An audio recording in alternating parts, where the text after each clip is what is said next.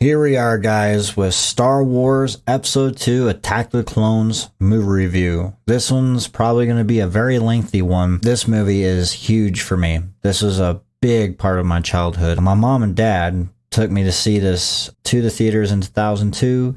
I was 10 or 11, somewhere in there. I was actually surprised that my mom came with us. Star Wars Episode 2 Attack of the Clones, an action, mystery, sci-fi, love story mixed with war, directed by the legendary George Lucas and written by him, co-written by Jonathan Hales, music composition, again, by the legendary John Williams, starring Hayden Christensen as Anakin Skywalker, Ewan McGregor as Obi-Wan Kenobi, Natalie Portman as Padmé Amidala, Sam Jackson as Mace Windu, Ian McDiarmid as Palpatine, also Darth Sidious, Christopher Lee as Count Dookue, also known as Dark Tyrannus, and Frank Oz as Yoda. Welcome to Shoney Judgment. This is my movie review of Star Wars Episode 2 Attack of the Clones.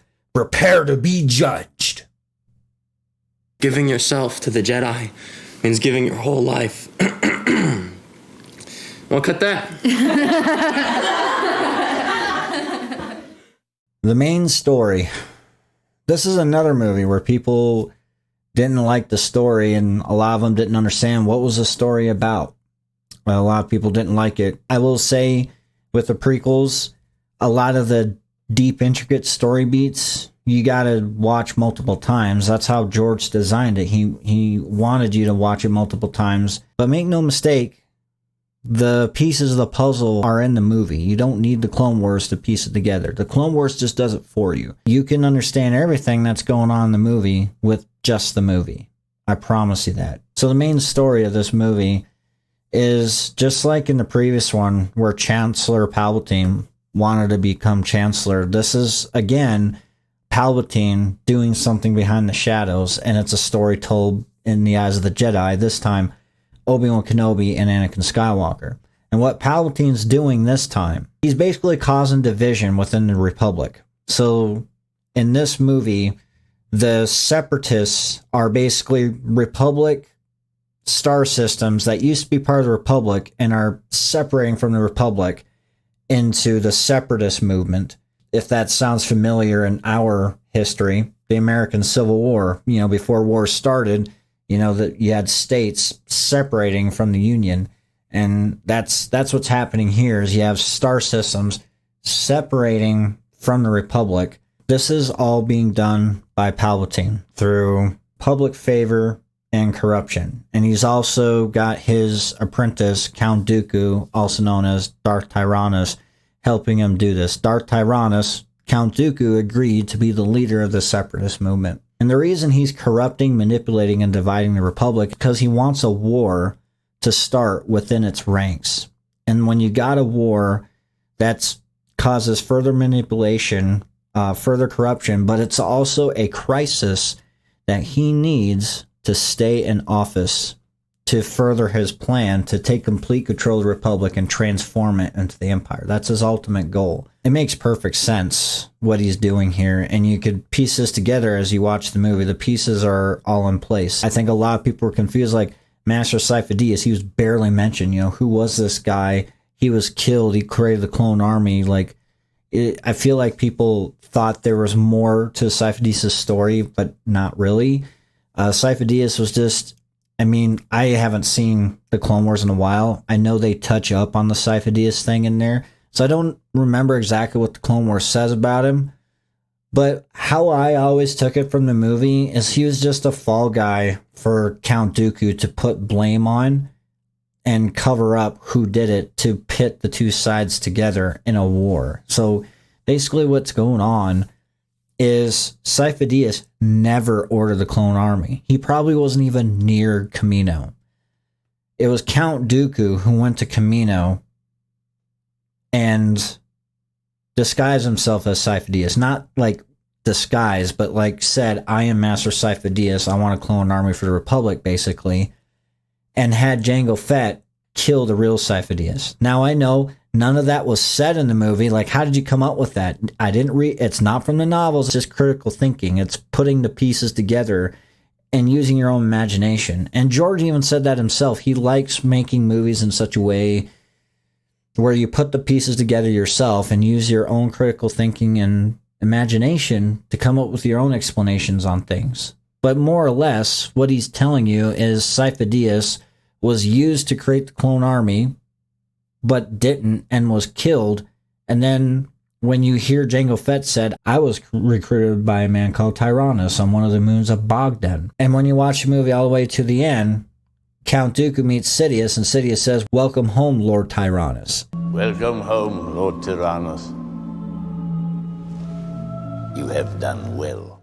So when you put two and two together, if Tyrannus hired Jango Fett to be the original host of the clone army, that tells you that Tyrannus was the one who ordered the clone army, which means Sifo-Dyas was an alias. And since Sifo-Dyas was a known Jedi in the Order, because Obi-Wan said Master Sifo-Dyas was killed almost 10 years ago, you put all these pieces together. Sifo-Dyas was killed, his name was used to create the clone army, but it wasn't him. He obviously was assassinated. And even though they don't say, the most likely culprit behind Sifo-Dyas' assassination was Jango Fett. So that's how I put that together. You just got to do some critical thinking, imagination, watch the movie several times. I think the plot makes complete sense. And this story is told through the eyes of Anakin and Obi-Wan. And how it's told through the eyes of Anakin and Obi-Wan is what is uncovered through their travels and journeys. Obi-Wan is on the mystery quest to unravel the mystery behind Padme's assassination attempt in the beginning, and then soon after, which led to the Coruscant speeder chase. They try to kill her twice, and so Obi-Wan is now investigating that. His first clue was the dart that Jango Fett used to kill Zam, which was planned, by the way. When you think about it, why would Jango wait to kill Zam when she's right in the Jedi's arm? It's because he wanted them to find that dart and use that dart to track it to Kamino, which would lead the Jedi investigation to Kamino, which would allow them to find the clone army. And then once the Jedi found the clone army, Count Dookue intended whoever the Jedi was, he didn't know it was Obi-Wan, but it happened to be Obi-Wan. Whoever the Jedi was sent to investigate, he wanted that Jedi to follow Jango to Geonosis and uncover the Separatist hideout and who the Separatist leaders are and everything, report it to the Jedi, which would lead the Jedi with the clone army to Geonosis and spark the Clone Wars. That was the whole plan. So Anakin's story in this movie. Anakin, first off, this story takes place 10 years after The Phantom Menace. So Anakin is 10 years older. That would make him about 19, 20 years old. He was either 9 or 10 in episode 1. So he'd be about 19, 20 years old. Padme probably about mid-20s or late 20s. And hey, Anakin likes older women. So do I. There's a lot of beauty in that. Trust me. Anakin meets Padme for the first time in 10 years and tells Obi-Wan that he dreamed about her, thought about her, and was disappointed in Padme's reaction to their first meeting because he did nothing but think about her throughout his Jedi training in these past 10 years. And eventually, him and Obi-Wan sense a disturbance in Padme's room as she's sleeping, and they go in there and they see that an assassin droid was trying to kill Padme with assassin bugs. Anakin cuts those bugs and saves her, and then helps Obi-Wan chase down Zam. And then that's when they find Zam in the bar, disarm her, quite literally, and ask her who was behind the assassination attempt. And just when Zam was about to say it was a bounty hunter called, and then she got killed by Jango, who was perched up on an overhang by a toxic dart, and she died. And that's when Obi-Wan found it. And like I said, that toxic dart was meant to be found, which would lead the Jedi investigation to Kamino. And then Anakin was assigned to protect Padme while Obi-Wan was investigating the assassination attempt. Meanwhile, the Jedi, one of the complaints I heard that was kind of crazy was people claimed that the Jedi were doing absolutely nothing. What do you mean? They were trying to keep the peace. The thing is the Republic was in a lot of duress and high stress because of the separatist movement. It's a major crisis. Like, Star Systems just kept leaving the Republic almost every day, and the Republic loyalists were just getting more nervous. The Jedi needed to maintain a presence there to try and ease the panic. It was very important that they do. So, just in case you're wondering why the Jedi were there, that was why they were there, is to try and ease the panic. So that way the Republic loyalists know that the Jedi are at the capital. They're there to protect them. At least that's the best they can do. They don't have a military, and they don't know yet what the CIS, the separatists, are planning. So there's really nothing for the Jedi to do at this point other than do their best to keep the peace while they send one Jedi. Sending one Jedi to investigate will cause less disturbance in peace. Anyways, Anakin and Padme get to Naboo, and that's where they begin to fall in love. They start to get a deeper affection for one another. And there's a deleted scene that was really nice where Anakin and Padme go to her parents' house. That was a really nice scene. George Lucas even had a hard time deleting it. He didn't want to delete it, but he had to because it made the movie a little too long. And even though it was a nice background story for her, it didn't really have any integral importance to the plot itself. And anything that would be important was already in later scenes in much simpler ways and faster and more intense. And George favored that, so he cut that scene out altogether. It was heartbreaking, but I agree with it. There's other scenes that he cut out. Like, there's a scene in the beginning of the movie after Padme's assassination, the first time when her ship blew up. Immediately after that, it originally cut to the big Senate room with the floating, the floating craft that go around in the Senate. And she was basically addressing that she almost got killed and stuff. And that was saying what her role in this movie was, that the reason they tried to kill her was because she was one of the top advocates for fighting the Military Creation Act. But the reason it was deleted is because there was too much talking. It was revealed later what Padme wanted to do with the Military Creation Act. So they didn't really need that scene in there. But the reason I liked it was one line that Padme said, where she said that she was fighting the Military Creation Act because creating a military creates more conflicts and it's not going to solve any problem, basically. And it kind of reminded me of Vision, what he said in Captain America Civil War, when he basically said the same thing, that strength breeds conflict, which breeds catastrophe. And that's basically what Padme was saying. So, but her motive in this whole story was revealed in another scene, and so it wasn't needed, and it did speed up the beginning a little bit, so that was deleted. Anyways, going back to Anakin and Padme on Naboo, you start to see that they're developing a stronger affection for one another. And in that famous fireplace scene that everyone hates, when Anakin gets overly dramatic. By the way, that was by design. That wasn't because George Lucas was a terrible writer or a terrible director. He wanted that on purpose. He wanted it to be over the top. So it's not that he's bad at what he does. He wanted it over the top because this is a soap opera. I got a bug here. This is a romantic, operatic space opera. It didn't do it as heavily in the original trilogy because George Lucas, he even said himself, he didn't want to take as much risk with those movies at the time because he needed to develop popularity. And so he had to take simpler approaches in creativity and and stuff like that because he had to gain an audience. This time, this is when he's fully expressing himself. And oftentimes, when a creator fully expresses himself, it's more polarizing because the creator is fully expressing himself to the T, and it's normal to have a divided reaction when someone does that.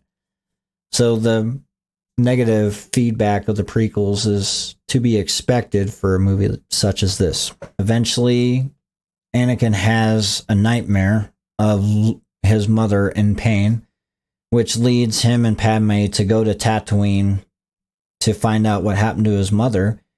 And that's when a really touching scene happens. I actually really like this scene when he meets Watto for the first time in 10 years.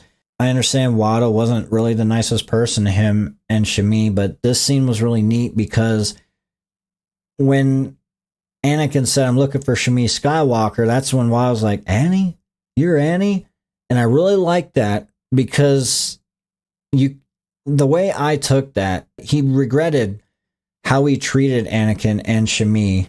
I think he learned his lesson when, Qui-Gon threatened him, "Hey, you want to discuss this with the Hutts?" And he lost all of that at betting against him in The Phantom Menace. So I thought it was a really cool scene. It kind of reminded me of the Bloody Baron from The Witcher 3, a guy who's not such a nice guy, but he made a mistake that he regrets. And he's not like the nicest guy or the best character in the house, but it makes a kind of a complicated character where, Bloody Baron regretted what he did to his wife and his daughter in the game. Watto regretted how he treated and what he did to Anakin and Shmi in The Phantom Menace. So someone like Watto would have charged 100 credits or whatever just for directions somewhere, and he helped Anakin for free. So that says something. I just thought that was a really cool scene. That's when we arrive at the legendary Lars Homestead. Wow, was that... In case you didn't know, that was the exact same homestead from A New Hope. And I know it's the same homestead story. No, what I mean is that's the exact set. Like that place was exactly where they filmed A New Hope in the 70s. That same place. They had to rebuild a lot of the sets back up, but those craters that they dug for episode 4 were still there. They went to that same place. They just had to rebuild the house and everything. So that it was really cool to see that. And George Lucas joked, he's like, "I know a couple of actors who wouldn't like being back here, Anthony Daniels being one of them." One thing you'll notice with that scene is when Blaine, I think his name is Blaine Lars, Papa Lars. We'll call him Papa Lars. Yeah, Owen Lars, Luke's uncle from episode 4. He's much younger. But Papa Lars is sitting where Owen Lars sat in episode 4. Anakin is sitting in the same chair that Luke sat in episode 4. So it was, and George even said he did that on purpose. It was kind of, a subtle reflection to reflect both characters at the same place. Like this is the Skywalker origin. Lars tells him that they lost his mother and they lost their whole party to look for her from the Tuscans.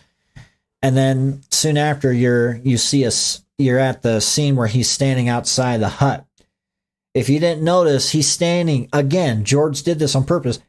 He's standing in the exact same spot as Luke was in episode 4, but where Luke was looking off into the twin suns, when the camera was showing Luke at his back and you could see he was staring at the twin suns, what this scene did is instead it pans over and you see Anakin's shadow on the Lars hut.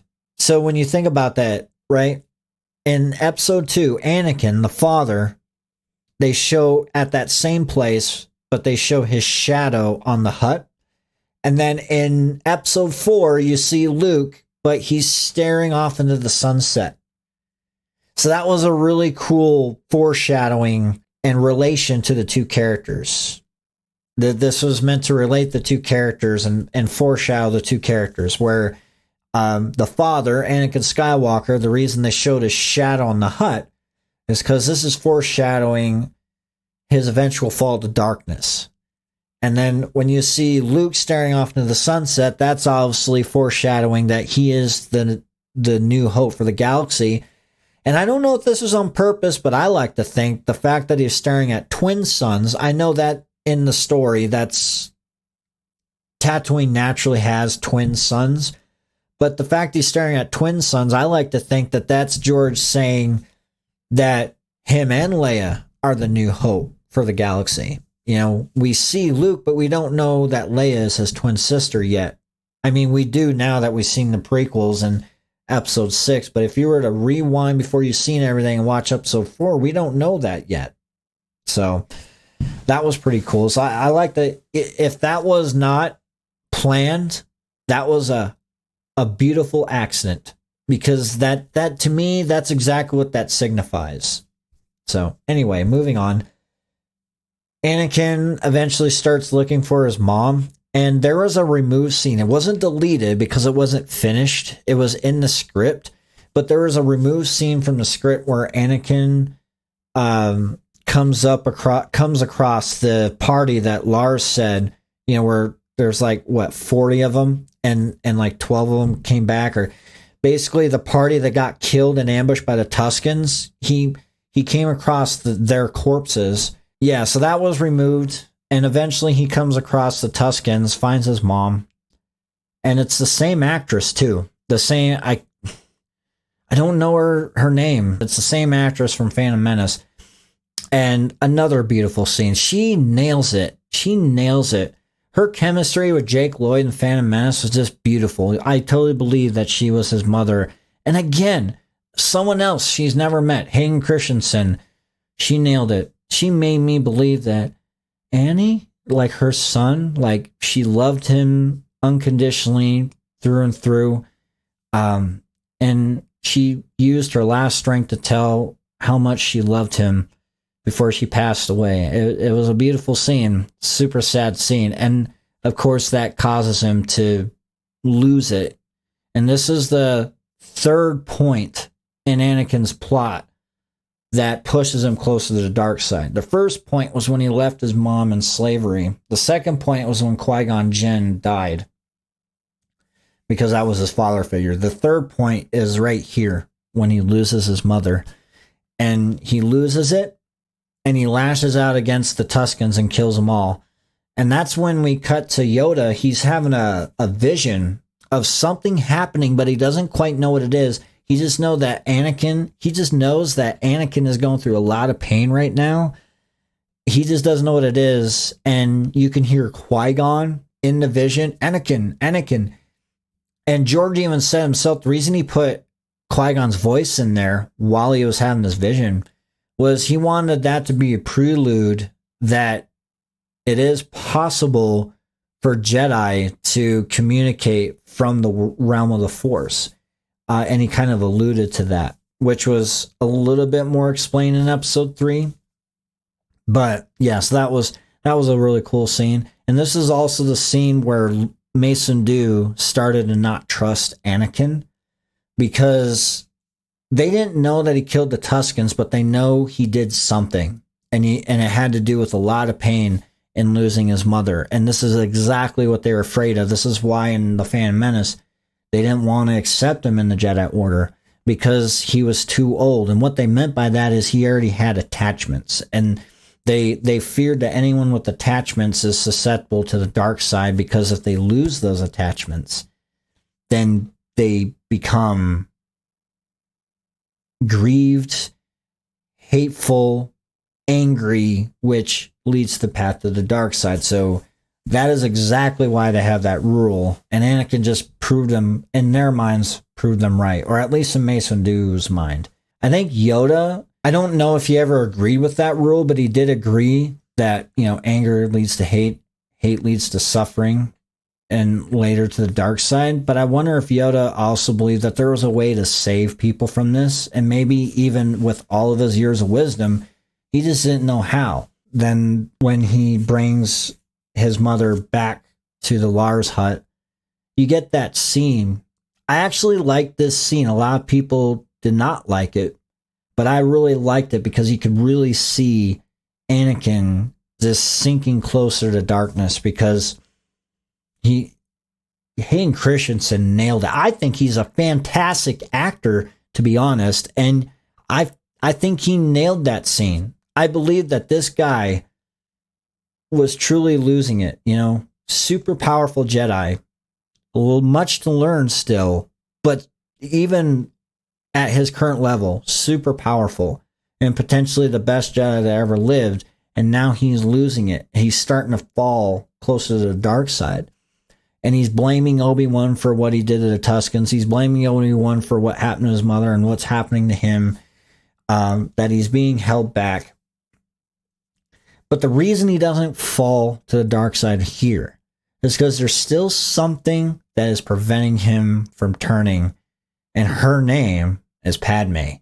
He still loves her. Even though they made that promise that they would never fall in love because it would destroy their lives, he could not shed that love for her. Even though he think he did, it was still right here. And she quite literally was the only thing standing in the way of the dark side taking over. So that, if any of you wonder, well, he should have turned to the dark side right there. No, this isn't the point where he turns to the dark side. This is the third point that pushes him closer to the dark side. And then at the funeral, he even said, I promise I won't let it happen again. And George said in the commentary that basically what he's saying there is, I will never let it happen again. In other words, Padme, the last defense against the dark side, he will not lose her too. So that was kind of the key thing there. And then Obi-Wan sends him that transmission with what he found, that he found the separatists on Geonosis and who was behind the assassination attempts, and that Count Dookue was behind it all. He tracked Jango Fett there. And then they saw him get captured. And so Mace Windu told him to stay with Padme.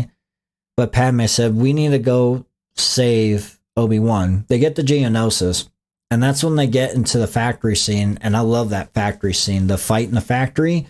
Lots of cool visuals and visual effects. And that was later added. Apparently that wasn't originally in the script. That was a sequence that I think either George or one of his teammates came up with, and George added it in later. But I thought that was pretty spectacular, like a droid factory, and all this stuff happening, all this stuff moving, very artistic. Like I said in episode 1, the CGI for the prequels is just super artistic. Dated, aged, yes. Beautiful, also yes. I don't care how aged or dated it looks. It is still awesome to look at. Still very beautiful, and just like in episode 1, it's very artistic. George pays attention to every detail. He makes every sequence feel atmospheric, right? Like if you're in a planet with that's very densely populated, he makes you feel like every being in that population has something to do. It just feels lived in. It feels like there's an atmosphere, like it has life. To me, it does. It looks artificial at times because I feel like where episode 1 was kind of the blueprint movie, I think they did a lot better with visual effects and practical, like balancing out to near perfection. To me, it's perfect, but my nitpick here is I feel like the next step that they needed to nail, which I think they nailed pretty well in episode 3, was blending the elements to not make it look artificial. I will say, yes, it looks a little bit video gamey, but I play video games, so I don't care about that. Like I like that look. I play video games ever since I was 5, so it never bothered me once. So I can understand how the old grandpas and dads of the 50s and 60s hated that, but it never bothered me. It does look slightly unnatural, but at the same time, that's forgivable because we're in a movie. It's not really meant to be real. It looks fake, but that's kind of the point. But making things relative is also pretty good. And I think George figured that out, because I think episode 3 looks a lot less artificial and a little more blended. It's still aged, but it's better. George, what people don't give George credit for, he pioneered visual effects in film twice. He did it with the first trilogy and he did it with the prequels. That's what he does. He creates something new, and he also creates new ways to create things. And for the prequel trilogy, it was how to use digital technology. And so yes, he used a lot of digital technology. That was the point. He was exploring what you could do in movies, and he got better with each movie. Yes, Phantom Menace was flawed, but it was still awesome, and I love how he just pushed the envelope and just did new things. He didn't just replicate what he did in the 80s. He wanted to try something new. And he just went for it. In episode 2, he took what he did in Phantom Menace, and he got even better with episode 2, and this time he damn near perfection. Going back to Anakin's story, they're on Geonosis, and they're in the factory. They have a little scuffle with Geonosians. All this cool stuff happens. R2 saves Padme from being melted alive. And then they, of course, get captured by the CIS. And you see Jango Fett there. I love Jango Fett. I gotta say, Jango Fett is actually my favorite character in this movie. Obi-Wan is probably my favorite character overall. But Jango Fett is like second or third. He's one of my favorite characters. So cool. Anakin and Padme, they end up in the arena, and that's where they finally reunite with Obi-Wan. Then they fight these monsters, and the creatures were spectacular.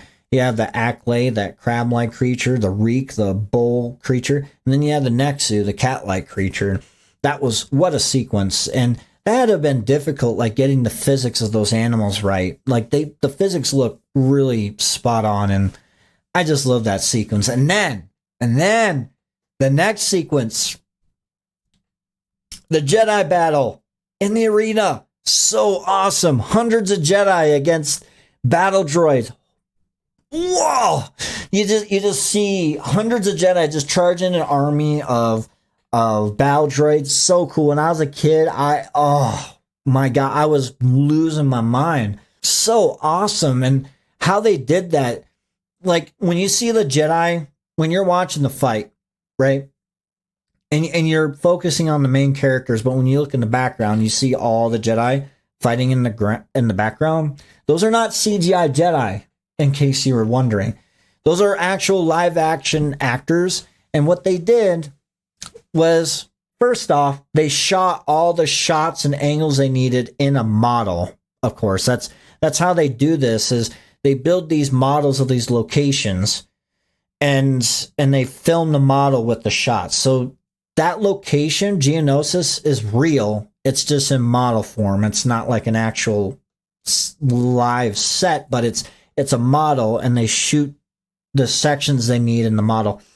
But anyways, as far as those Jedi in the background, what they would do is they would film each Jedi extra live action in front of a blue screen, and they were basically pantomiming in front of a blue screen that they were fighting droids. The droids weren't there, but they would rehearse what moves they would do for like a certain allotted time. They do rolls and flips, and they do their Jedi stuff like they're blocking lasers, and I just cut a droid. They tell them, at this point, you're cutting a droid, because then they're going to animate a droid getting cut by that guy in the background. A lot of sophistication, a lot of work. That was a lot of work. Whoever had to put that together and composite all those elements must have been going out of their mind, and just composited those different scenes into the shot, into the model. How could you not love that? And then, getting the depth of field right, getting the distance right. Like, this Jedi is closer, this Jedi is further back that way.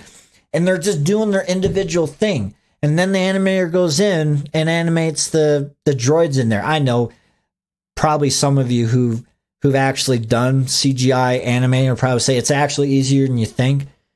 but that doesn't make it no less artistic. I just find that to be super awesome. Like, I don't know how easy or hard that is to do. You take a model, shoot those shots at the angles you need in the model, and then you film the live actors in front of blue screen, and then you just compose those elements together to create the sequence. And I love that. I love that. That's really creative to do. After that, the boys come in. The clone troopers. I love the clone troopers. The clone troopers come in, and the LAAT gunships, and they just start blowing everything away.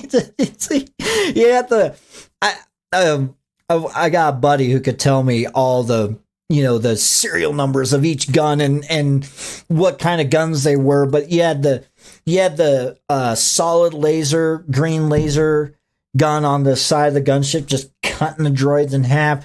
And then the clone troopers came out, and they're just awesome with their, big rifles that shoot blue laser beams. Let me tell you, there's like thousands of droids. Well, maybe not thousands, maybe like 800-900 droids in that arena. And there's like, 30-40 clone troopers with 4 or 5 gunships. And they took almost all of them out. And they lost 1 clone trooper. There's a sequence in there where you see 1 clone trooper get killed. 1 out of 40. So they had 39 clone troopers left with all those Jedi, and they got out of there unscathed pretty much. Pretty awesome. And then through that sequence, I love the R2 and 3PO sequence. I forgot to say in the factory, I love that part where 3PO, he gets mutilated. The droid rips his head off, and then his head gets welded on a skeletal battle droid's body. And then a skeletal battle droid's head gets welded on his C-3PO's body. And then you see that in the arena, and I love that scene where R2's like ripping his head off. He's like, my head! And then as R2's dragging him across the sand, he's like, oh, this is such a drag. And then when R2 gets to 3PO's body, he's like, I'm quite beside myself. My girlfriend told me that was a Short Circuit reference. I love that movie, Short Circuit, but I haven't seen that movie in so long. But it wouldn't surprise me that George referenced that movie. Now we're at the point. One of George's dreams has been realized here. The Clone War. This is another point where the critics said that this movie looks artificial. And it does. I will say that it does look like a video game, but it's still awesome. It's spectacular. I love it. And this is George's way to fully express what he wanted to do in the originals. He even said, I wanted like a big battle like this, but with the 70s, 80s technology, he really couldn't do that. And so he was kind of reduced to just doing this whole thing with walkers and just like a few ships on the Death Star in the 80s. But in this one with digital technology, he was able to go all out and have a full-on Clone War battlefield. And man, it was awesome. You had the Hellfire droids with the spinning missiles. First time we've seen a full-scale battlefield like that. Just so cool. George Lucas did amazing, groundbreaking things for these movies. And I love it. I'm here for every second. And then now we're chasing Dookue. He's trying to escape. Padme falls off the ship, but they make it to the hangar, catch up with Dookue, and that's when you have this lightsaber duel. And I gotta tell you, I learned something about Christopher Lee. A lot of you probably already knew this, but just in case you don't know, did you know there's a such thing as a Guinness Book of World Record for most sword fights in a movie? And do you know who holds that record? Christopher Lee, who's been in 17 movies with sword fights. He's been in more sword fights than any actor alive. And I'm not sure. I'm pretty sure that all the sword fights he's been in movies before the Star Wars movies was actually him physically fighting with swords. He's actually a swordsman. He knows how to fight with a sword. But in this movie, they had to use a stunt double only because his legs gave out. He couldn't. His legs couldn't keep up. I don't know exactly what the problem he had with his legs, but his hands could still keep up the motion, because when you watch the movie, his sword movements were on point. You can actually see Christopher Lee with his lightsaber. He was actually doing the sword movements and professionally because he knows what he's doing. And they designed that lightsaber because Christopher Lee knows how to fight with sabers, and so his lightsaber is quite literally designed to be like a saber. So that was pretty creative and respectful at the same time. I love that scene, regardless that Christopher Lee didn't actually do most of the fighting. He did do like the close-up shots. The stunt double did fantastic. They did a great job of mapping Christopher Lee's face on there. Seeing that whole thing was just fantastic, you know. And Anakin loses his arm, and Obi-Wan gets cut down, but then Yoda comes in. Oh my God! The script originally had it where Yoda just comes in swinging. Apparently, there's no exchange of words or nothing. He just comes in. It almost sounds like what the script was doing was Count Dooku was probably going to move in and kill both of them, and then Yoda comes in and attacks Dookue, and then maybe they had their exchange of words and keep fighting. But George's team, they actually created this idea. Technically, they came up to George and said, "What if we did this?" They came up with an idea that they called the Wizard's Duel, which we eventually got was when they were fighting each other with the Force before the lightsaber duel, to kind of build up that tension to what we've all been waiting for. You know, that George did nothing but show us different things and things we never seen in Star Wars. And for the first time, we are about to see Yoda in a lightsaber duel. Never seen that before. You see Yoda literally absorbing Dooku's Force lightning, and then he would like shoot it back at him, and Christopher Lee deflect it.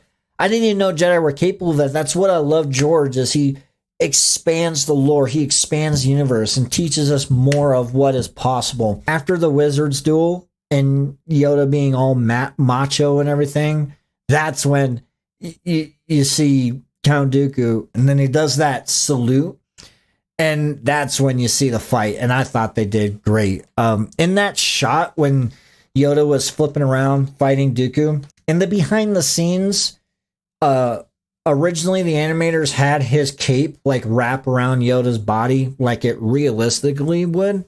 George didn't like the fact that the cape was realistically wrapping around Yoda. So he said, how about we do this where the cape fans out on his sides? Instead of wrapping around his body, you know, like if you're flipping around, your cape's going to wrap and choke you and all that, right? But in this one, the cape just went to his sides the whole time. It didn't wrap around him at all. And I thought that was better. I like that a lot better. Like, yeah, it's not realistic, but it looks cooler. And that's what this is supposed to be. This is supposed to be spectacular. This is supposed to be visually appealing, not real. Yeah, that's pretty much Anakin's story. Obi-Wan's story, I pretty much went into a lot of it already. But yeah, he's basically Obi-Wan's story. He's Anakin's master. And George put in this like theme that where Anakin and Obi-Wan always lose their lightsabers through the movie. And it's just kind of it's meant to be kind of one of those funny themes. And so like in the beginning, Anakin loses lightsaber in the chase scene. Obi-Wan catches it and then catches up to Anakin and says, next time try not to lose it, right? But then what does Obi-Wan do when he's fighting Jango? He loses his lightsaber and Jango loses his weapon. Like these characters just lose, like it's just this funny theme George thought of, and he even said he meant it as just kind of a entertaining element to the story that these characters lose their weapons all the time. Yeah, Obi-Wan's awesome character in this movie. Ewan McGregor does him so well, and I love how we're pushing more into the Alec Guinness style Obi-Wan that we saw in episode 4. He's looking more and more like Alec Guinness now. Another thing I want to talk about for Anakin and Obi-Wan's story together is George wanted to show kind of their complicated story together, and that scene when they were going up in the elevator, originally that wasn't in the script. He originally just cut to when they met Padme, but he decided to add that scene where they're in the elevator because he wanted them to seem like they are friends, and you want to show these guys are friends, but they have like a complicated relationship. Like they're friends, but they're all also bickering. They're like brothers, you know, when you think about the family, you got Qui-Gon and Shmi are like the mother, and then you got Obi-Wan the big brother and Anakin the little brother. And so these guys are brothers, just bickering back and forth like brothers do. And so George did really good of showing that difficult relationship, but also he was showing that they were close at the same time. There's definitely a father, son, brother relationship there, but at the same time, it's like Anakin's always doing something crazy like Maverick and Top Gun, and then Obi-Wan's just like, he's doing it again. That's why in that scene, a lot of people were making fun of this scene too. I'm just like, what? It's when Obi-Wan says, I hate it when he does that. And then I guess people didn't like what? He jumps out of speeders all the time? No, what he's talking about is where Anakin just does things crazy like that. Not necessarily just jumping out of the speeder, but it's basically Obi-Wan, like, it's just furthering that difficult relationship that, you know, Anakin, he's my student, you know, he loves him, but at the same time, he pisses him off. He frustrates him. And that was just another time. So that's why he's like, I hate it when he doesn't. Not just jumping out of skiffs, but you can't tell me that, you know, knowing who Anakin is, this is hardly the first time he's done something crazy. So I just want to say, you know, I really like the relationship that George Lucas conveyed with those two. One more thing about Anakin's story is the I don't like sand line. A lot of people make fun of that line, but even though it might be a little cringy, it was needed because it makes sense. Anakin doesn't like sand because he spent his whole childhood in slavery on Tatooine. Tatooine's a desert planet with sand. That's why he said, I don't like sand. It's a great pity that our paths have never crossed before, Obi-Wan. Qui-Gon always spoke very highly of you.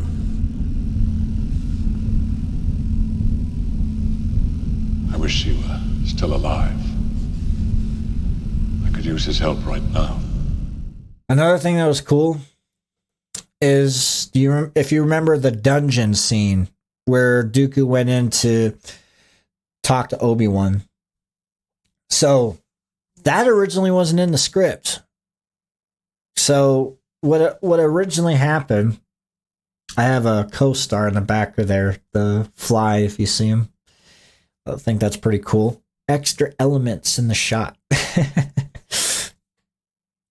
So that scene was added later. Originally in that spot of the movie, instead of it being Dookue and Obi-Wan, apparently it originally was Dookue and Padme, which was a deleted scene. And all it was like a political scene of them talking, and nothing new was ever revealed. And all it was Padme saying, give us Obi-Wan, and Dookue said, I can't do that. And then they took him away, and that was it.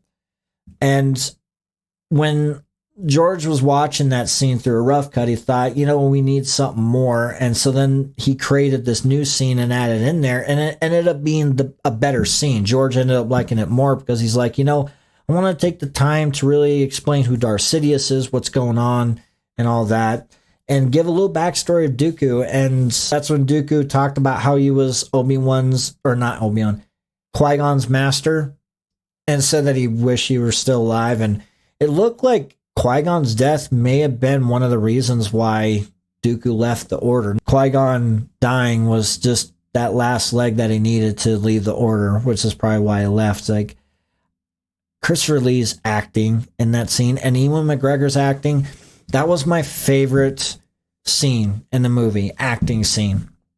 Like, I love the final battle. That's my favorite, just action-packed. But as far as acting scenes, like as far as exposition scenes, that was the best.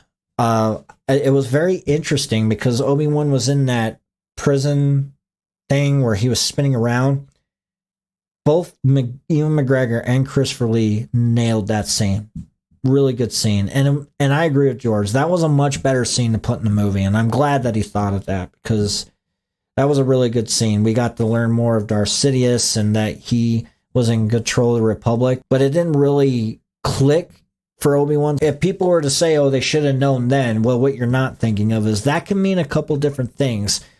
He could either be the Chancellor, or Palpatine or Sidious, the Sith Lord, could be in control of many politicians that support the Chancellor in power, or just the fact that he could control the majority of the Senate and is calling the shots, basically. And like, it could be taken many other ways. And let's say they did suspect that Palpatine was a Sith Lord.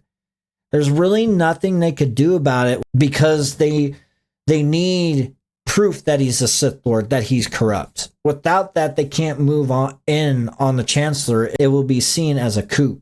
And now the Jedi will be a criminal organization as the Republic. And the Jedi don't want that. So if the Jedi did know Chancellor was a Sith Lord, or if they didn't, it didn't matter.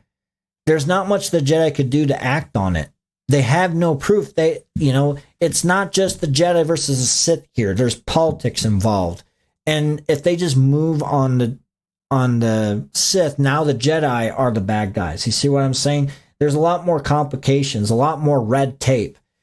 So just in case any of you are wondering, like, why the Jedi took so long to figure out that it was Palpatine. Well, maybe they knew that Palpatine was the guy, but they just couldn't move on him yet. But it was revealed in Revenge of the Sith. They didn't know yet, but they suspected he had something to do with it. That possibly he was corrupted by the Sith Lord, but didn't quite figure out that he was the Sith Lord just yet. Not to mention, there's also really no way the Jedi would have known because the dark side was clouding their vision. Like, that's why they said impossible to see the future is. The dark side shrouds everything. And then even Count Dooku said, the dark side of the Force has clouded their vision, my friend. Like, they don't know who or what. They just don't know. Like, the shroud of the dark side has fallen, right? So that's not convenience. I mean, that makes a lot of sense. The Force is out of balance at this point. Going a little bit more into Padme, her story is rather simple. She's the love interest, obviously, of Anakin. And yes, she was a primary plot device because she was the victim of an assassination attempt, which sparked the plot. But then her point of this whole story is to be the love interest to Anakin. And I like in the fireplace scene where you did see that she fell for him, that she does love him. She does have an affection for him. It's just throughout this movie, she's trying to hide it because she knows it's not in her best interest or Anakin's best interest. Love is forbidden in the Jedi Order. And she's a senator, and it's kind of a dangerous position to be in when you're talking about your loved ones, like your family could be targeted and stuff. There's just so many reasons why they shouldn't be in a relationship, kind of a forbidden love type thing. It would destroy their lives. And then when Anakin suggests, well, let's keep it a secret, she's like, I can't do that. We'd be living a lie. It would destroy us. I like that. I like that bit. Another thing I want to touch on is a lot of people say the love story between Anakin and Padme is unnatural. In truth, that's how true love actually is. When you are truly in love with your divine counterpart, with your soulmate, however you want to say it, you say things like that. I am so in love with you. I am so in love. You just say all these dramatic things, these operatic things, because when you're truly in love, it is operatic. It is romantic in a very fantasy-like sense. Just know that this is how true love truly is. You do say things like that. And this is a natural form of love. It's big thighs. Okay, we'll try some of that. Huge thighs. We got our Kermit thighs. See, it's Kermit. What we've done is we're going to blend Kermit the Frog with Miss Piggy. This is actually the illegitimate child of Kermit the Frog and Miss Piggy. Oh, man. We've never discussed this before. And don't let it get out, because if that hits the National Enquirer, we're all dead. It's a very disturbed picture in my head right now. Master Yoda. Boy, was it an adventure creating Yoda in this movie. Obviously, he was more CGI. When you watch behind the scenes of how they created him, They wanted him to mimic the puppet of the 80s, but they didn't want him to feel stiff like the puppet was. They wanted to bring a little life into him yet. But at the same, they want to find that balance to where he looks like the puppet, but he's got life to him yet. He doesn't look too much like a puppet. And Frank Oz actually helped a lot in this development of how they were going to do Yoda in this movie, and it was fantastic. And I pretty much said everything about Yoda's story. You know, he's the one that, Obi-Wan found the clones, but when it was time to go to Geonosis to rescue him, Yoda was the one who went to Kamino to pick up the clone army and go rescue them at Geonosis. But on top of that, I like that. I found it really funny and interesting and cool what George did with his character, where he's like, in the lightsaber duel, he walks in as an old man, and then he turns into Superman right away. He doesn't need his cane or anything. But then when he's done fighting, he picks up his cane and he's an 800-year-old man again. So he goes from 800-year-old man to Superman to 800-year-old man. It's really funny, but also kind of makes sense, because when he's an 800-year-old man, he's actually physically in pain, but he always stays connected to the Force, right? And his connection with the Force is always as pure as he could get it. And the reason for that is because when it's time to throw down, he depends on that connection to give him the physical strength he needs to keep up. And so it's his connection with the Force, his powerful connection with the Force, that causes him to be one of the greatest lightsaber duelists around.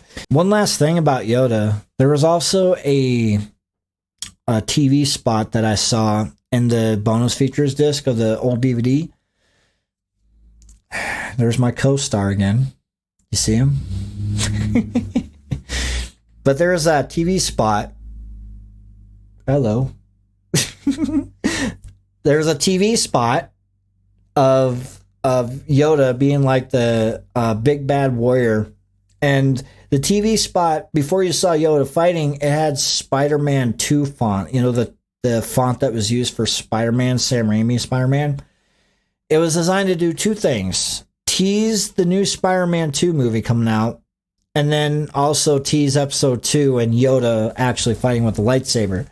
And the font said, "Be prepared to watch the greatest warrior 2002 in Spider-Man font," and then it cuts to Yoda fighting. So I thought that was pretty cool and funny. Mace Windu is a pretty awesome character in this movie. This is the first time we got a purple lightsaber in Star Wars, and that's because Sam Jackson asked George. Trying to figure out who we had to talk to about your light color, your lightsaber color. Oh, well, good guys are green and blue, bad guys are red. That's just the way it works. There's no purple left? You might get purple. He asked like George what the colors mean, and George said green and blue are for the good guys and red's for the bad guys. And then Mace Windu's like, no purple though? And then George is like, you might get a purple lightsaber. And then he ended up getting one. But Mace's story here was, he's basically the leader of Jedi Council.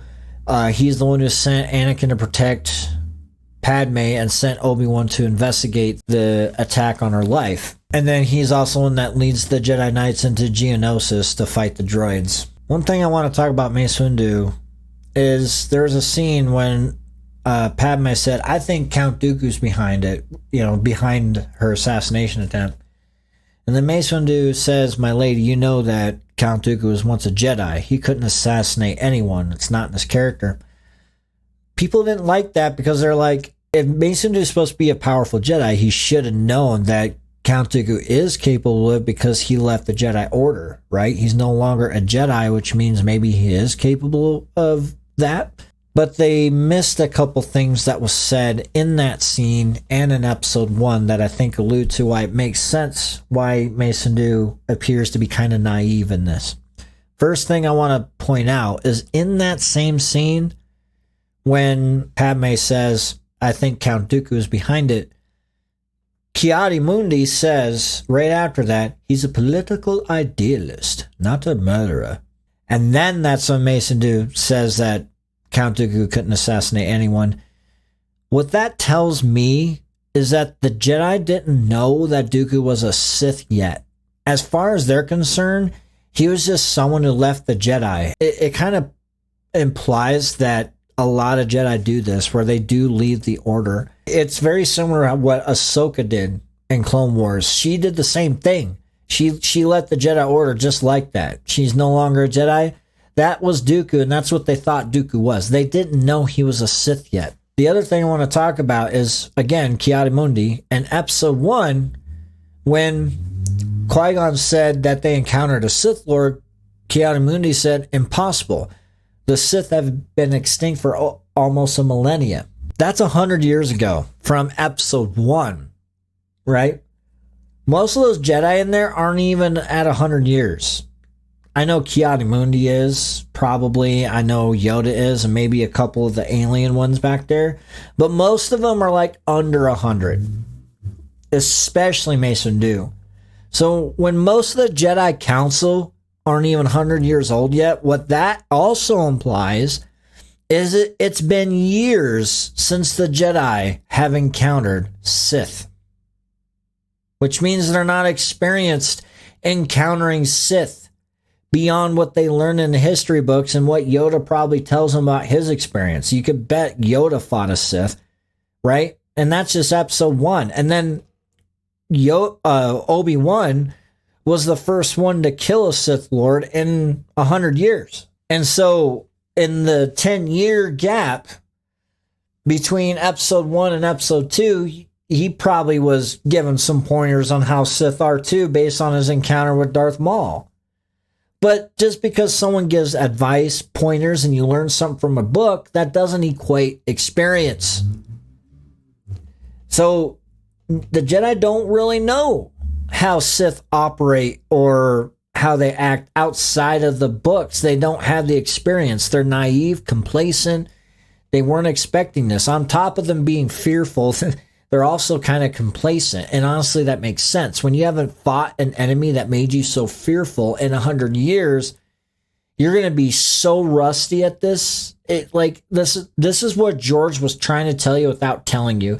Actually telling you they're rusty in the movie would be corny, but to show that the Jedi are rusty and naive and inexperienced and just out of it because they haven't done this.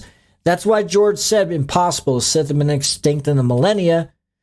And then he had that scene where Ki-Adi-Mundi's like, Count Dooku is not a murderer. He's just a political idealist. And then Mace Windu said he couldn't assassinate anyone.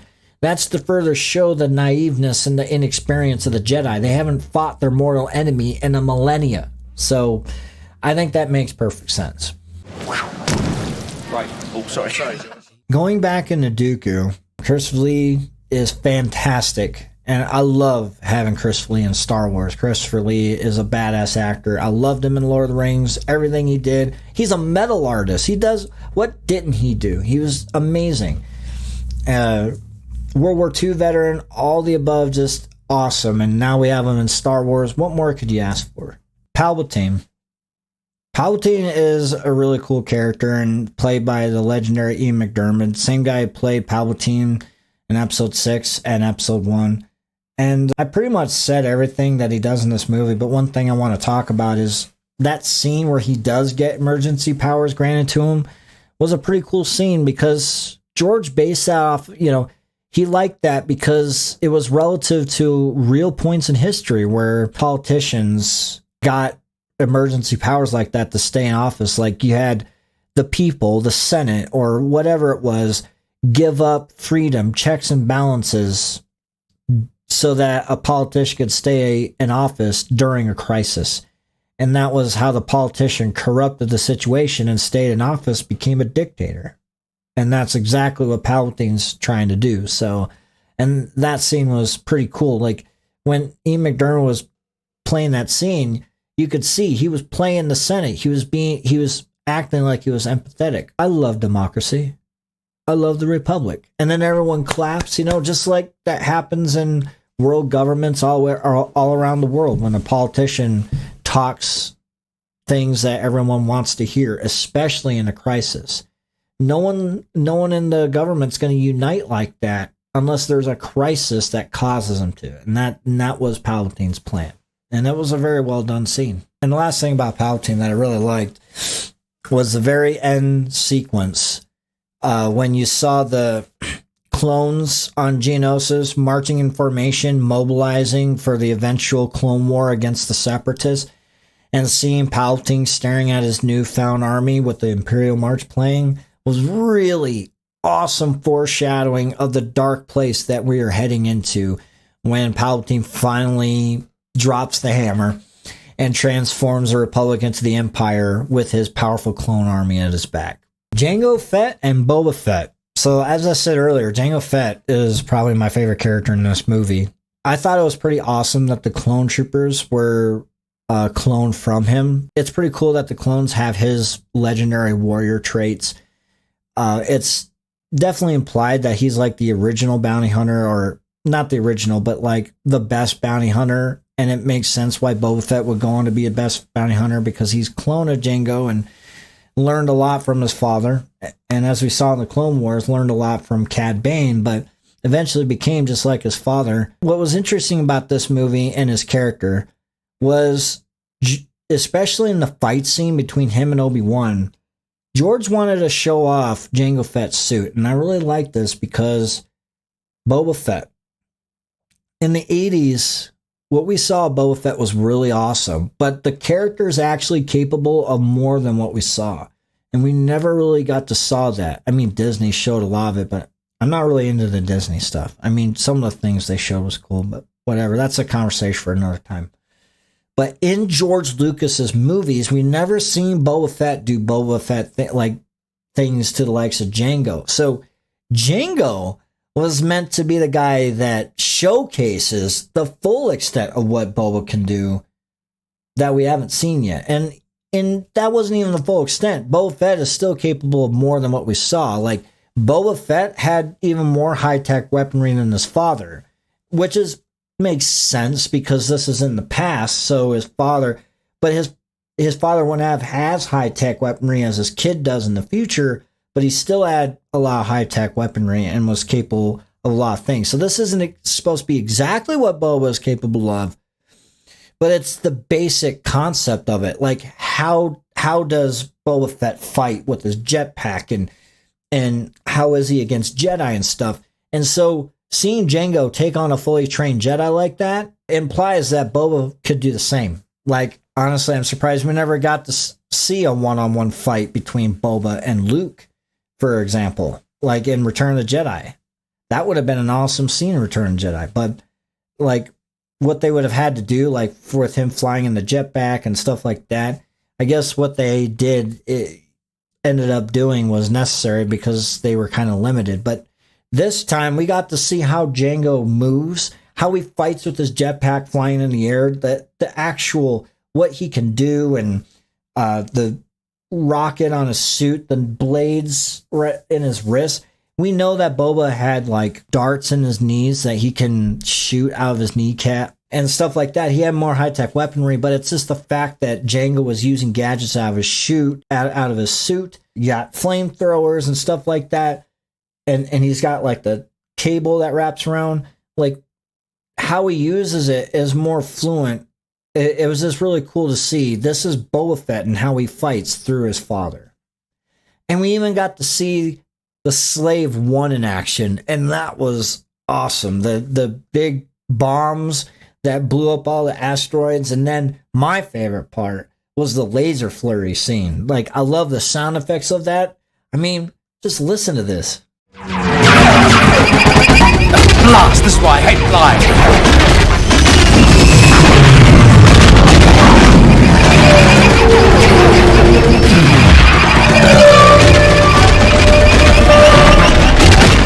That scene is so awesome. And then when you go over to his part in the arena, how he took down the Reek with just one shot was super cool. And also, George, one thing that was interesting was when I was watching the Blu-ray commentary, the commentary that's in the Blu-ray is the same one they made for the DVD, I think. When the movie originally came out in theaters, George didn't have like sparks coming out of Jango's jetpack after he got trampled by the Reek. And then, like, when he got his head cut off, there also wasn't flames coming out of his jetpack, from what he said. And he added that later after the theatrical release when they were developing the DVD for DVD release. And so now what you see in home video, that was something that they didn't add in. I don't know if they forgot to, if it was an oversight, or if it was something George said, there should be sparks and something, and he wanted to add it in later, but that was pretty interesting. Jango goes up the ramp on the ship. You're going to see that he actually bangs his head. Bang! He hits his head on the door. That's not by accident. Throughout, as we go through the movie, there's all little funny moments like Jango bumping his head, because in Star Wars, one of the stormtroopers bumps his head on the door as they leave the control room on the Death Star. And I thought, wouldn't it be funny if, that's a trait that Jango has, is when he puts his helmet on and everything, he can't really see that well, and so he's constantly bumping his head. And that trait gets cloned into all the stormtroopers. And that's why they keep bumping their heads. And Another thing that I really love about Jango Fett is when you see the Slave One take off after his fist fight with Kenobi. By the way, it was cool to see a fist fight between Jango and Obi-Wan. That a Jedi versus a Mandalorian bounty hunter in a fist fight, super cool. But anyways, when he's walking up the ramp into a ship and the door's closing, you'll notice that Jango hits his head on the door.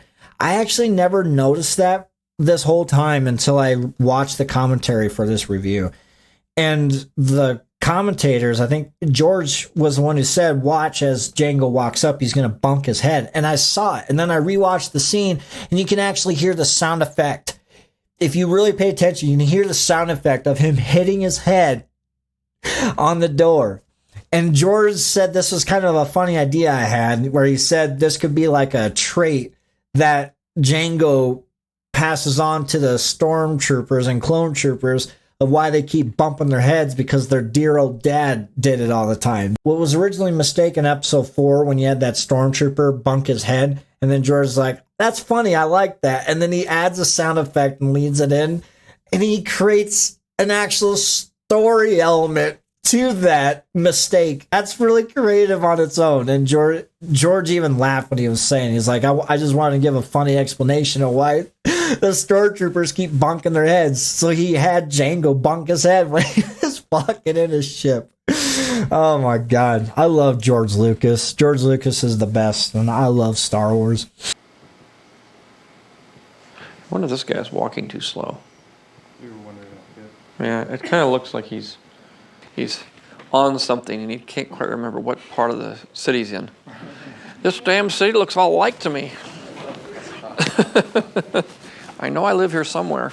But further on that point, it also reveals that when Disney retired the clone troopers completely, that wasn't George's idea. George intended the clone troopers to be in the Empire.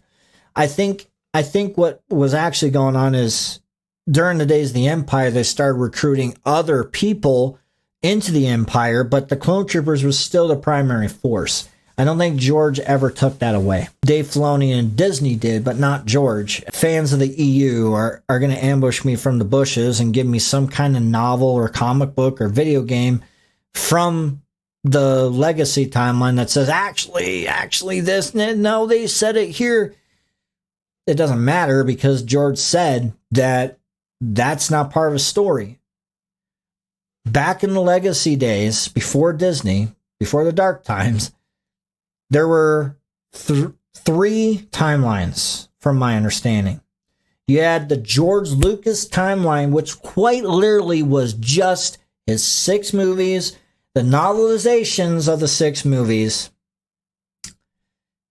and the Clone Wars show, and then any show that he was planning after that. So Underworld would have been part of his story, stuff like that, and whatever he was planning before he decided to sell it, of course. The other timeline was the expanded universe timeline. That was not George's timeline. That was, the term I like to call that is the fan fiction timeline of Star Wars. I also like to call the Disney timeline another fan fiction of Star Wars. I still think the George Lucas timeline of old is the biblical timeline. Not officially, of course. I know what the official timeline is, but in my fan headcanon, George's 6 movies and the Clone Wars and the novelizations That's it. So yeah, I just want to talk about that. It wasn't George's idea to retire the clones. It was Disney's. So as far as I'm concerned, those stormtroopers are clone troopers. They just sound different because the guy who voiced Jango wasn't a glint in anyone's eye. I don't even know if he was a famous actor yet. George could have changed their voice to him if he wanted to. He just did it to Boba, which makes sense because Boba is the son of Jango. But yeah, George totally intended that the stormtroopers are still the clones. His words. And another thing is Disney changed the name of Slave One. I don't know what they changed the name to, but I heard that they don't call it Slave One anymore. And I don't like that because that's disrespectful to George. George literally called it Slave One. When you watch the commentary of the Blu-ray, he literally calls it Slave One out of his mouth, the creator of Star Wars. So I feel that's disrespectful. It makes sense why it's Slave One. He's a bounty hunter. He's a bad guy. Like, I don't know if George was intending to make him a good guy like Disney did. So he was a bad guy. So Slave One made sense. Going to R2-D2. R2-D2 has always been George's favorite character. He's always said time and time again with every story, every Star Wars movie he made that he loves R2. He's always partial to him. And when you really look at R2, he's always got these pivotal roles. Like in episode 1, he saved the Naboo starship. In episode 2, he saved Padme from getting melted alive. And then he put 3PO back together. So R2 is super funny and awesome. And I love how they gave him jetpacks in this movie. I feel the story was perfectly paced. It was slow when it needed to be. It was fast when it needed to be. I like how we didn't see Dookue till the end. That's how mystery movies work. You don't find out who the bad guy is until the end. It's a mystery movie. So I think it makes sense we didn't see Dookue till the end. That's why Jango was the bad guy for a lot of it until we saw Dookue. So it's not that it's mispaced. That was intent. This is meant to emulate the 30s, 40s mystery movies where you didn't know who the bad guy was till the end. And honestly, meeting Christopher Lee when we did had much more of an impact on his character. So just my opinion. I thought the story, the visuals, the sound, the CGI, the world building, the lighting, everything about this movie is absolute perfection. With little minor flaws, of course, as I've already said. The artificial look bothers me a little bit. But I'm willing to put that aside because the things I love about it make me forget that I don't like the artificial look. And honestly, it's not that I don't like the artificial look. It's just noticeable. Wish it was a little bit better blended, but it doesn't take me away from the experience. I don't think there were plot holes in this story either. As I said earlier, George put all the pieces in this movie for us to put together. He trusted us as an audience to use our critical thinking and imagination to put the pieces together to figure out what's going on, but also use our imagination to find our own reasons for the story to be fluent with continuity.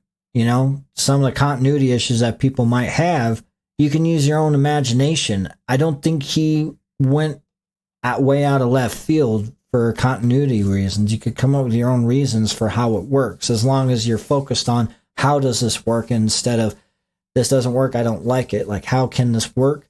You could figure something out. And he left it open to our imagination and our interpretation. Another thing I love about George Lucas when he directs, he's a team player. He works with his team. He jokes around with them. He has fun, says a lot of funny things. He's got a dry sense of humor, and it's really funny. But he works with this team. He is a good active listener, a good communicator. He knows what he wants, and he doesn't stop until he gets what he wants. But at that same time, he allows his team to also express themselves. He gives them opportunities to be creative and say, show me what you got, kind of thing. But he's also open to new ideas. He's the director. It's ultimately his decision. It's his way or the highway. But when someone comes up with a good idea, he's going to listen. And so many times, I've already given you one example with the Yoda fight scene, but there's other times that people convinced him, hey, we should do this instead. Just like he did in The Phantom Menace, George Lucas designed Attack of the Clones to be like a silent film. And what he meant by that was, even though it wasn't a silent film, there was dialogue in here. It's not a dialogue heavy film. He wanted the movie to be the aesthetic of a silent film, where it was more focused on telling the story visually. And that's why he used CGI to create these very detail heavy worlds with lots of people in them, very populated, densely populated, lots of detail, artistic, just beautiful worlds. Yes, it's done with CGI, but no less beautiful, just like they did in the old days where they would use models and however they used to do it back in the day. His scene building was just done with a lot of visual effects, but he did use a lot of practical effects, like when you go back to Tatooine with the Lars Homestead. That one was very much a practical set. It was in the same place that they filmed A New Hope, the exact same place. Those craters that they dug for A New Hope were still there. They just had to rebuild the set, and they did. No CGI, from my understanding, with that set, other than the swoop bike when he took off. But that's about it. That one's 100% pretty much practical effects. And where I was going with this is that's how this movie tells its story, through visuals. You know, lightsaber fights, beautiful worlds, costumes, digital characters that look cool. Things look cool and flashy and romantic. And yeah, maybe it looks artificial, but he wanted to make sure everything looks cool, flashy, and just interesting, but also as relative as he could get it with digital effects. But he wanted to realize his potential. He's fully expressing himself, so when he wants big and better compared to the original trilogy, he's not going to let anything stop him. And that's why he utilized digital technology for that, where these things that would be impossible made possible, and he just went with it. So yes, it looks artificial, but without digital effects, he wouldn't have been able to do a massive Jedi battle. He wouldn't have been able to do the Clone Wars the way he did at this time frame. If he would have done the prequel trilogy in today's time, I'm sure they would have looked a lot better. The prequels had to go through their growth the way they did. Like I said, The Phantom Menace was the blueprint movie of this type of movie making. Attack of Clones is where now we got the blueprints. They built off that, and it was damn near perfect. To me, it is perfect. You know, subjectively or objectively, it's not technically perfect, but I don't want technically perfect, because technically perfect is not real. And even though it looks artificial, the fact that he's trying to blend CGI effects with practical effects, and it doesn't quite work on a technical perspective, that's still very much realistic on its own. It's very relative. I know that these worlds are fake. I know that some of these characters are not actually there, but I also know some of these characters are actually there. Some of these elements are real. And it creates an interesting contrast. And so, even though it is artificial, and sometimes it's like, at the same time, that is its saving grace, in my personal opinion, is that artificial look. However, when we get to Revenge of the Sith, they did so much better with blending those effects, because they got better at it. You know, this is a new way of making movies with Phantom Menace, and then they got better at it with Attack of Clones, and they got even better. One of the funny complaints I see people complaining about is the use of wipes. Apparently, George Lucas used a lot of wipes that annoyed people. But you know what's funny? That is actually how old movies were made, most particularly the old mystery movies of the 30s and 40s. They used a lot of wipes and stuff like that. That's what George was trying to emulate. This was the mystery movie. So all these people that had complaints about these elements like wipes and the villain appearing at the end and stuff like that, I just got to tell you that this was by design. It's not because George sucks at directing. This is quite the movie he was making. He's making a sci-fi mystery movie in the Star Wars universe with an epic final battle at the end. It was an interesting new flavor where he takes a type of movie that he enjoyed as a kid and then puts his own spin on it. This is Star Wars after all. Even though it's a mystery movie, why can't we have an epic battle at the end? I don't think it's jarring at all. He created his own kind of genre there. You know, he created a mystery, sci-fi, fantasy, war, romantic film. That's what he created. And I think all those elements blend very nicely in there. So, George, why are you shooting a shot for episode 3? I can't tell you that. You have to wait 6 years for that answer. 6 years. How much stuff are you doing for episode 3 now? Just this one shot. It means that now I don't have to come back here. So it's a long way to come and bring a crew of 60 people just to shoot one shot. And then rebuild the set and all the other stuff we have to do in 3 years. What happens if you decide you want another shot?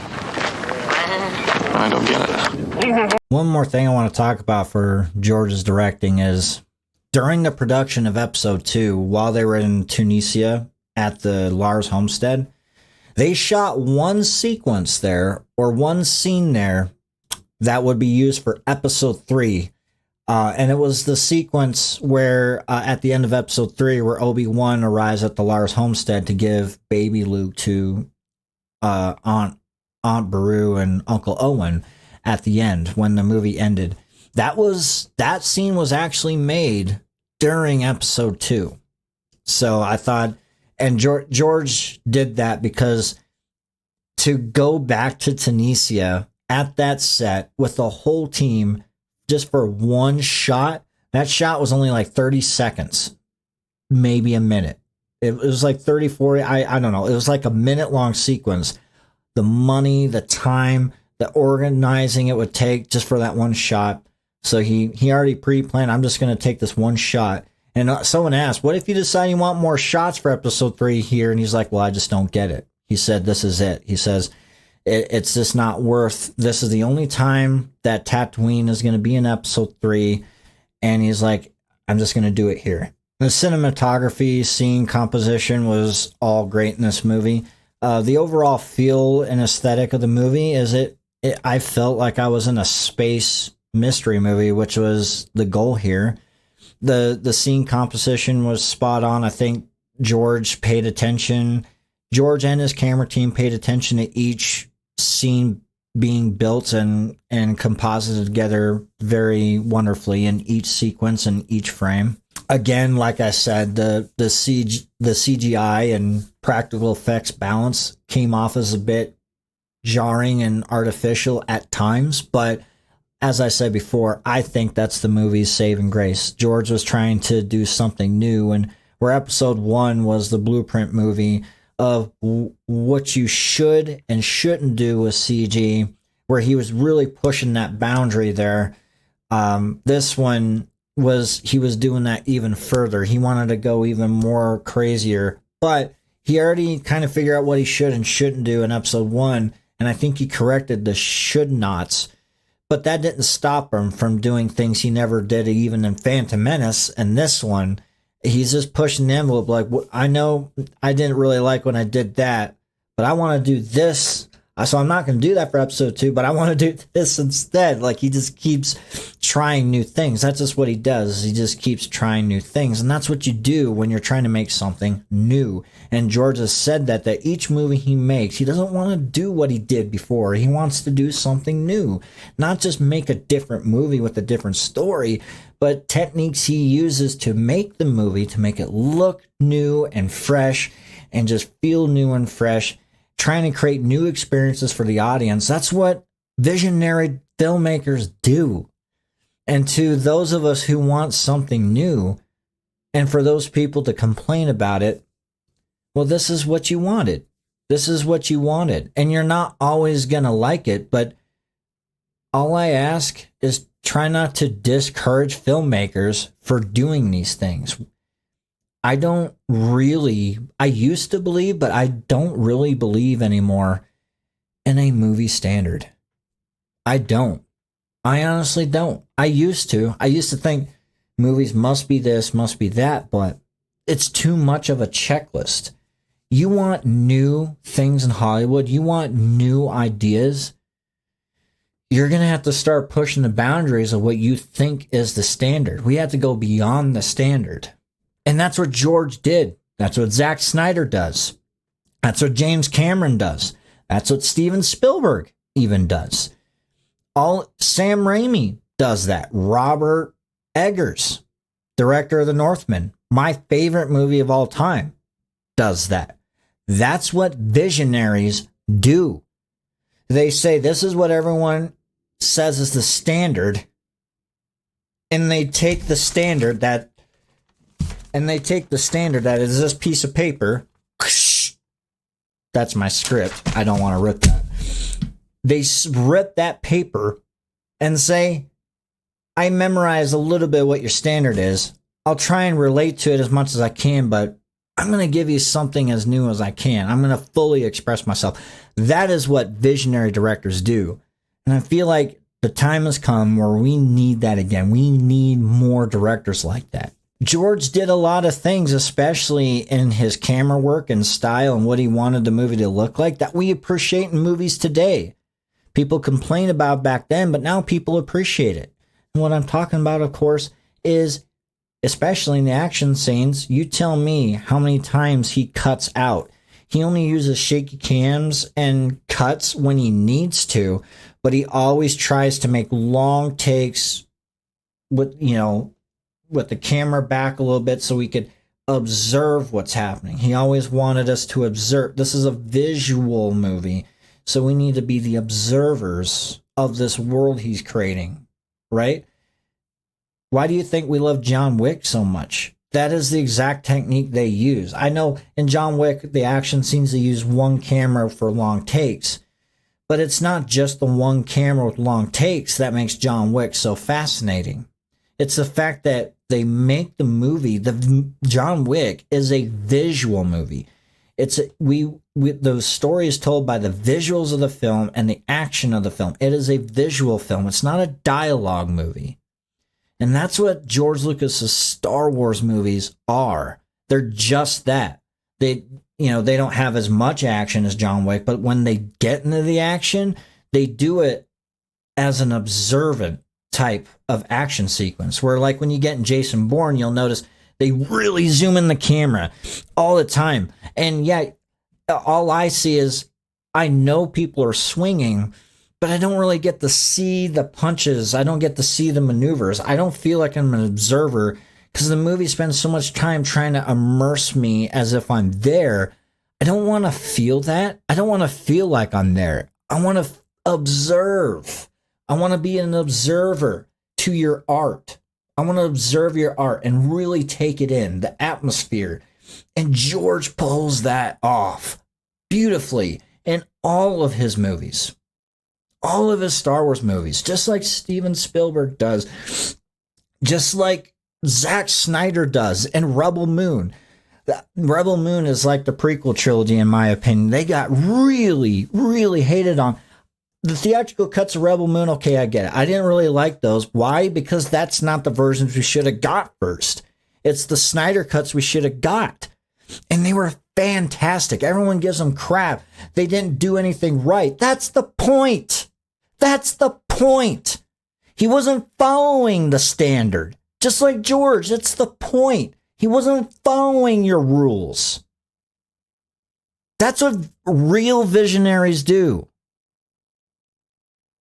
He could have given you a movie that you expected, following all the rules and all that to satisfy your hunger, but he didn't. He said, you guys need something new. I'm going to give that to you. And he did that. And when you really think about Lord of the Rings trilogy, technically is the same thing. No one has ever made a movie like that. It's just that one just worked for everybody. That one was a movie, something new. It was an adaptation of a book, but the way those movies were made was unthinkable. No one's really done anything like that. Peter Jackson, too, is also a visionary. You know, and just like Zack Snyder, just like George Lucas, just like Sam Raimi, just like Steven Spielberg, just like James Cameron, they got lucky and they made at least one or more movies that became pop hits. But they still make movies to their style. When they do something new, there's going to be times where people are a little ticked off. Peter Jackson's done it outside of Lord of the Rings, and Steven Spielberg's ticked people off. So has James Cameron. James Cameron's ticking people off with Avatar. Avatar is his prequel trilogy right now. Everyone's got their prequel trilogy. Everyone's got their Lord of the Rings and their original Star Wars trilogy where everyone loves them. And everyone's got their prequel trilogy where it's just polarized. You got people who hate it and people who love it, and boom, clash. Everyone's got that. Every visionary's got that. But that's what visionaries do. They stick with what spiritual work. They stick with their flow, and they just go with their flow. They go with the flow, on their flow. If you get my reference, they know who they are. They know how they want to express themselves. They know what's going on here and here, and they just go with it. Just like George Lucas said in that legendary interview. How worried are you that the critics are not going to like this new movie? Oh, I'm not worried at all. They haven't liked any of them, really. And they especially haven't liked the last two. So, well, exactly. Hey, you know, I mean, it can't get any worse. Yeah, but come on. I mean, when they go after your writing, your directing, it has to hurt. Oh, it always hurts. It has to hurt. It hurts a great deal. But part of making movies is you get attacked, and sometimes in very personal ways. Did you not say ever to yourself, well, maybe they had a point with this or with that? The point is, it's like if you paint your house white, and somebody comes along, well, that should be a greenhouse. Well, fine, but I wanted to paint it white. I don't think there's anything wrong with painting it white. I don't think there's anything wrong with me for painting it white. Maybe it should be a greenhouse. But I didn't want it to be a greenhouse. I wanted it to be a White House. George had his way of doing things, and he did it. But it's not like he didn't have us in mind. That's why he made everything so visually appealing and cool and just spectacular, because he wanted to entertain us. But he also wanted to stay with his flow, with his vision. He's a visionary. He wanted it to be the way he wanted it, but he also kept you in mind, say, I think this would be really cool. Just one more thing on the production design and direction part of this review. The sounds in this movie were great. I already praised the sounds of the space duel between Obi-Wan and Jango, but now I gotta praise the sounds of the speeder chase at the beginning of episode 2. Wow. So I got to tell you, one sound that I thought was interesting, and when I heard what the sound was, and when you hear it, you're like, it is pretty dang cool, is, so the sound was Zam's speeder. Ben Burt said that sound was an old 1950s guitar hooked up to an old amplifier, and a guy was strumming their fingers up and down the strings. And then when you listen to the speeder, it's like, wow, this is so creative. I just love how sound designers get creative. Like, they find all these cool sounds. I think one of the ships, I can't remember what ship it was, but one of the ships was actually the sound effect of an old Vickers World War I bomber. I think that's what it was, a Vickers World War I bomber. Huge thing, and it's got a really cool sound, and they recorded it just on running on idle, and then when it was taking off and when it was flying overhead and stuff like that, and used all those sounds for spaceships. Sound design sounds like it'd be a really fun job to have. John Williams' score. Again, Steven Spielberg said it best, the Grand Maestro, where a Duel of the Fates just blew us away in episode 1. Across the Stars blew us away in this. Such a beautiful, beautiful track. The rest of the soundtrack was really great. He really captured the essence of a sci-fi fantasy mystery movie. But when it came to the romance, if you didn't like the dialogue of it, at least you can appreciate the theme music to the romance. Absolutely gorgeous, absolutely beautiful. No matter what you liked or didn't like about the prequels, I don't think there's a fan alive that would ever say that John Williams' score is not on point. I don't think he's ever the complaint. And that just speaks a lot of bounds for his genius. Again, you couldn't choose any better than John Williams for a Star Wars movie. For my final rating, for the first time ever on this channel, Star Wars Episode 2, Attack of the Clones, gets a 10 out of 10 perfect rating. For the first time on my channel, I am happy to announce this is a masterpiece of a movie. Despite my minor nitpicks, despite everything I said may have been an issue, it was never an issue to the point where it took away my synergy from the film. I'm a guy who looks for rewatchability, and also, just like anyone, I have my own energy that is generated from my personality and from what kind of person I am. And a movie generates its own energy as I view it. And the synergy between the energy of the film and my energy, that is what creates entertainment. That's what creates love and entertainment and flow and immersion and atmosphere. And despite all the little nitpicks I had, well, not even all, there's literally one, and it was the artificial look of the CGI effects. That's quite literally it. But despite that, it never interrupted my synergy. It was just like, wish they would have done better, but oh well, who cares? I love the mystery aspects. I love the dark aspects. I love the slow aspects. It was slow when it needed to be. It was fast when it needed to be. It was romantic when it needed to be. And then it was intense with action. Jango Fett was awesome. Slave One was awesome. The Jedi battle was awesome. The Clone War was amazing. Christopher Lee as Count Dookue was amazing. The final sword duel was amazing. Yoda fighting with lightsabers. Who would have thought? And that's exactly what we wanted. This movie deserves a 10 out of 10, and that's exactly what it gets. Begun. The Clone War has. That about sums it up for my review of Star Wars Episode 2. I appreciate you so much for watching. Tell me what you think of Star Wars Episode 2, Attack of the Clones. Did you love it? Did you hate it? Is it a masterpiece to you? Or did you just really like it? Or was it in the middle? Or did it suck to you? And how do you rank all the Star Wars films from the worst to the best? I would love to hear your opinions. Please like and subscribe. I will see you next time. Be ready to be judged. The theatrical cinema, as we know it, is storytelling. And so the technology is used to tell a story, and that's the whole point. It's really the filmmaker and how well they're able to tell the story that counts in the end. The digital characters are what I need really to tell the Star Wars films, so I could have a story that was more like the one that I could think of in my head. The animators that work on the film are part actors. And it's the director's job to say, that's a good little bit, this is not a good little bit. Tone it down, beef it up, faster, more intense. It's all acting.